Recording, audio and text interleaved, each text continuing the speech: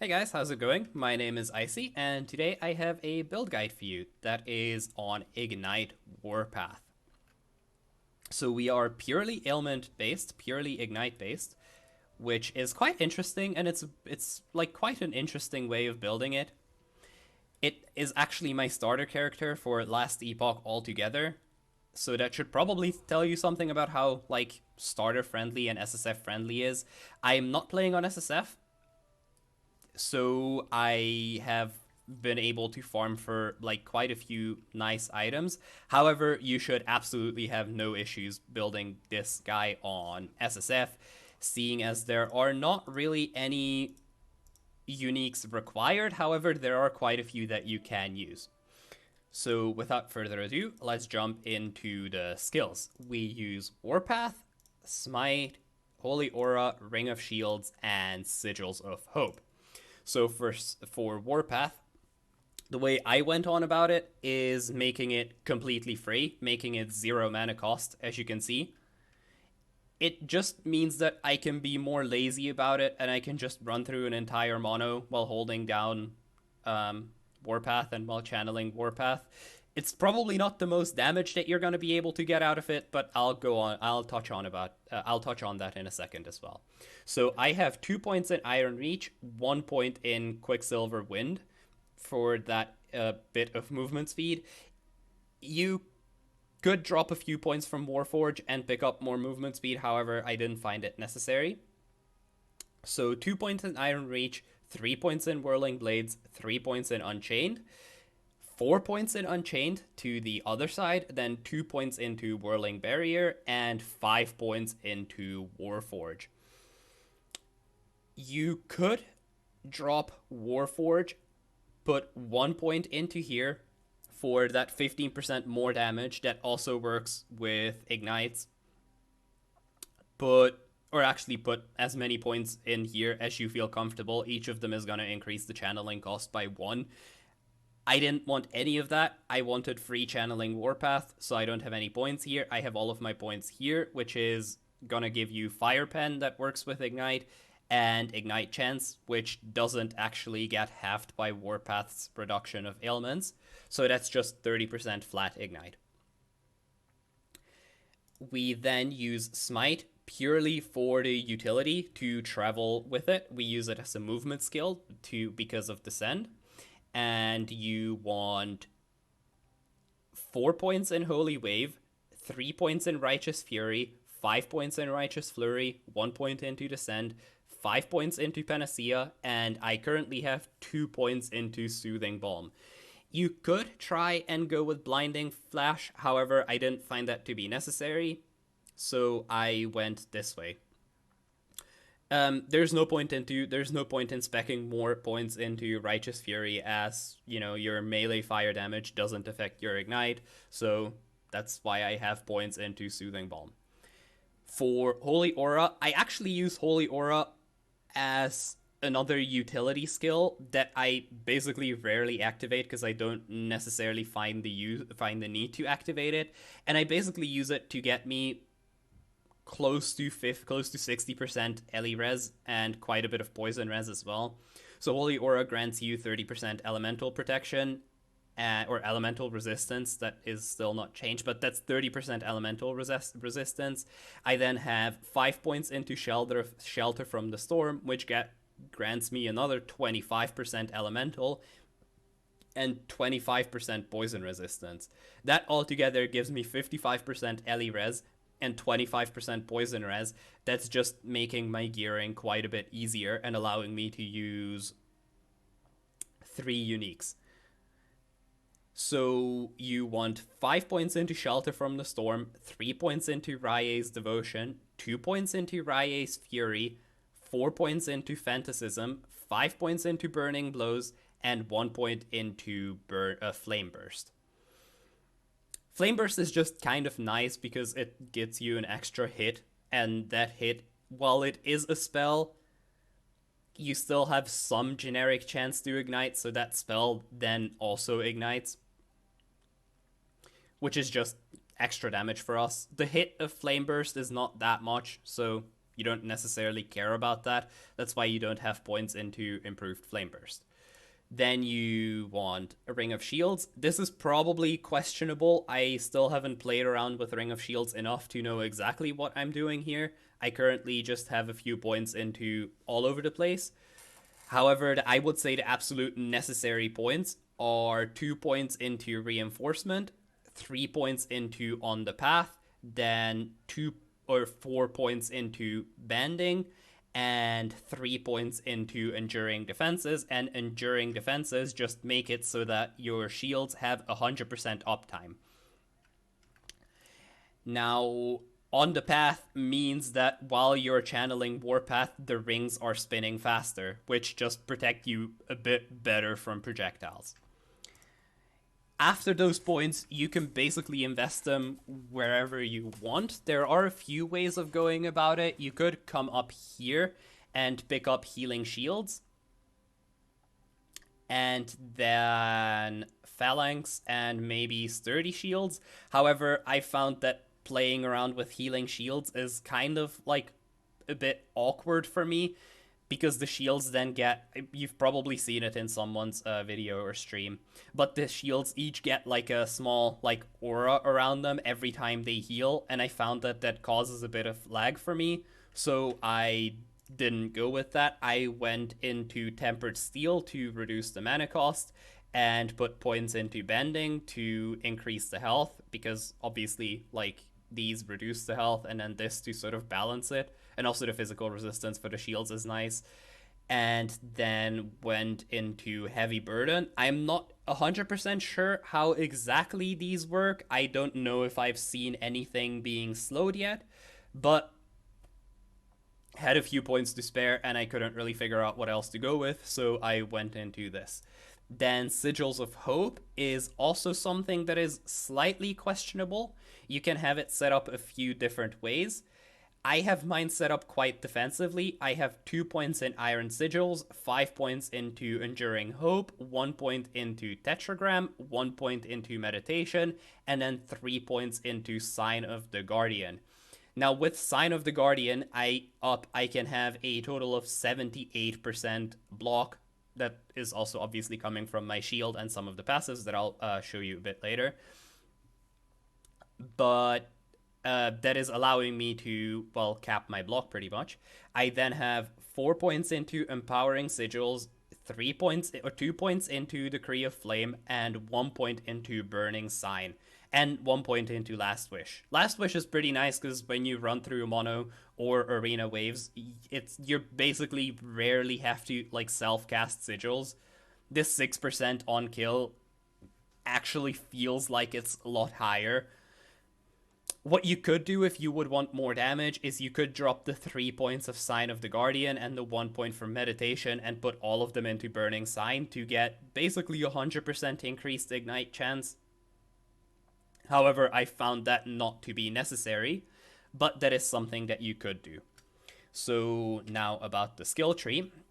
We have 30 points in Sentinel, that is 8 points into Juggernaut, 2 points into Fearless, 5 points into Armor Clad, 5 points into Gladiator, 5 points into Aegis of Renewal, and 5 points into Blade Master. We have 5 points in Forge Guard, that is Steel Aegis. This is so to like help me somewhat cap my block chance. You could put 5 points into Battle Hardened instead. Whichever you want to put points into is probably gonna be up to preference. You could even put 5 points in here for the strength, but basically up to you, just to get the Ring of Shields. We then have 67 points into Paladin. We have 2 points into Honor, 8 points into Conviction, 1 point into Divine Bolt, 10 points into Majasa Firebrand, 8 points into Raya's Strength, 1 point into Staunch Defender, 6 points into Faith Armor, 4 points into Shield Wall, 10 points into Prayer Aegis, which is actually at the moment one of the few places that you can still get Glancing Blow from. The 10% is not a lot though. I didn't feel a difference between like having points into here and not having points. If you want to put points into it, put points into it. If not, then, well, don't, you could then max this out. You could max Faith Armor out. You could put the rest of the points into Flash of Brilliance and Honor to, well, have even more block chance. I like it. I like playing around with it, so I would recommend having it. But if you don't want to, there are alternatives. Then 12 points into Light of Rye. Light of Rye is really nice because that 12% movement speed feels really, really good on Warpath. Now, if you want to drop these 10 points, I'm going to show you something else that you can do that might be a bit better. I'm gonna leave it up to you if you want to do that or not. You could put 2 or 3 points into Axe Thrower, however many you want, seeing as like Warpath attacks quite often. This procs quite often as well. And then put 1 point into Weapons Master. I think put a couple of points, put 1 point into Peltest as well, and then put a couple of points into Shield Breaker to get the Fire Shred, because that Fire Shred is going to make your ignites do a lot more damage. I found that not to be necessary. However, it's been brought to my attention that that's something that you could do. I'm gonna leave that up to you if you want to do it or not. I found that not to be necessary, though. So now about gear. Idols, another thing that's somewhat questionable. I don't know if these are the like best in slot idols, but these are what I'm using. Ignore these for now. This is probably one of the best idols that you can get. It gives you a chance to ignite while at high health and chance to cast Manifest Weapon on melee hit. The Manifest Weapon, I don't know if you saw that. It's sometimes you can see, like, you know how Manifest Weapon looks, which is basically just an extra hit, which can also ignite and do all of that. So it's probably what you want. I have 2 of these. I haven't found a third one or a fourth one yet. If you want to go with those, go with those. I also have chance to ignite and fire damage on these 2 because, well, chance to ignite is kind of hard to come by as melee, so might as well pick them up. And these are just chance to ignite and health. If I had better ones, I'd probably use better ones, but, well, that's currently what I'm using. So I am using 4 uniques at the moment, which I know can look a bit intimidating. However, none of these are necessary, but they do make it feel a whole lot better. So I would say the first unique that you should get is Eye of Rain. Eye of Rain because of the 184% chance to ignite and the really fast attack speed or attack rate. It's going to make it feel really good. I'm sorry, my throat is kind of dry for some reason. Then you want Wing Guards. Wing Guards are really nice because they have an insane amount of attack speed. You can get up to 40% attack speed on them.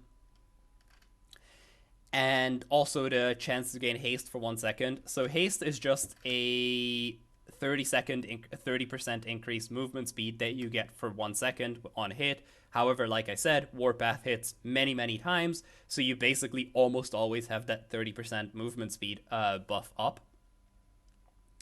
Then we also use Fiery Dragon Shoes because of the 34% ignite effect. So 34% ignite effect, just read that as 34% more ignite damage. That's all it is. It gives you like basically an insane amount of fire res. As you can see, I got 184%, 85% fire res, so it's okay, I guess. Other than that, the other unique you're using is Bleeding Heart. That 6% of damage leached as health also applies to ignites, so they also apply to the ailments, which is really nice. It's the only source of leech that you're gonna get, which makes it feel a bit better. However, it's not necessary. If you want to use a rare, go ahead and use a rare. For the other pieces, I have a Winged Helm and a Solarum Plate, both for the critical strike avoidance. that is on their base. For your helmet, you want, or at least I have, necrotic and poison res, vitality, health, and increased health. You probably, instead of the health and increased health, want to have probably void res, and then help you to cap your void res, and then to help you cap your poison and necrotic res, potentially poison or necrotic res on them. I went with health. You can go either way. For your armor, you want vitality, strength, fire damage, and health. The fire damage, the second line there that says 22% increased ignite duration, similar to the boots, just read this as 22% more ignite damage. For my shield, I have block chance. I went with a Solarum shield to get the max block chance. I have 5 health gained on block, 9% block chance, 12% Ellie res, and then reduced damage taken on block. I would say the most important on the shield is having the block chance, having health gained on block, and having the reduced damage taken on block. All of these you probably want to get maxed as soon as possible, especially the reduced damage taken on block, because we are at, as you can see, 78% chance to block. That is really, really nice. For your belt, you want increased elemental damage over time, 100 ignite chance for 4 seconds on potion use. I currently have Fizz Res and health on here. If you wouldn't go with one of the uniques, you could probably drop the Fizz Res and then just get set Fizz and Void on your belt.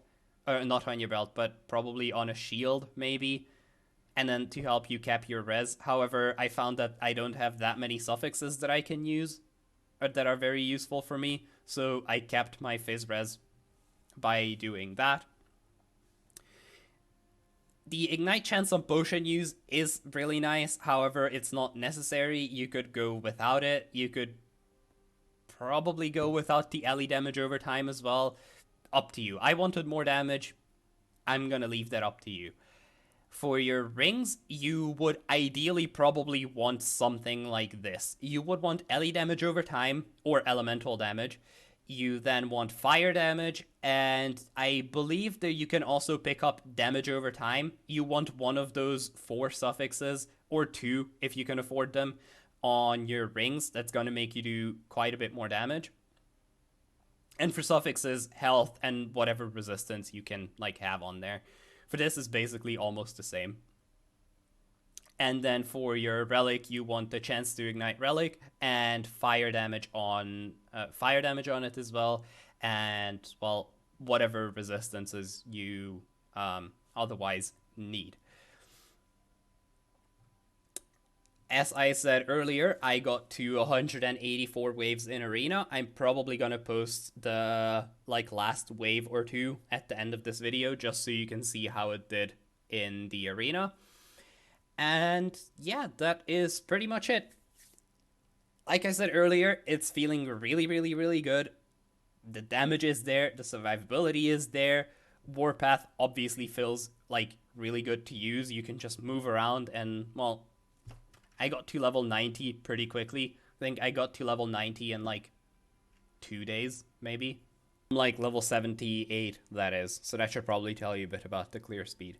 If you want to come and see the build live, feel free to come and check it out on twitch.tv/icyred. For any further questions, leave them down below in the comment section. I'll try to answer, well, all of them if I can. Thank you guys so much for watching. Have a good one, and I'll see you guys in the next one.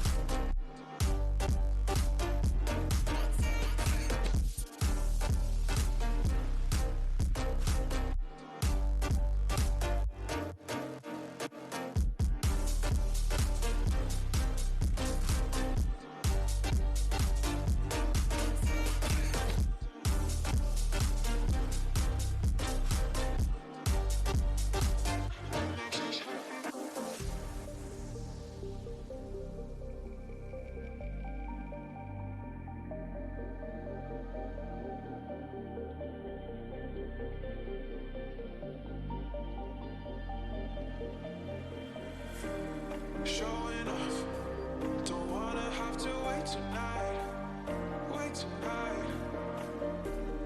Better off, I'm gonna find my way tonight.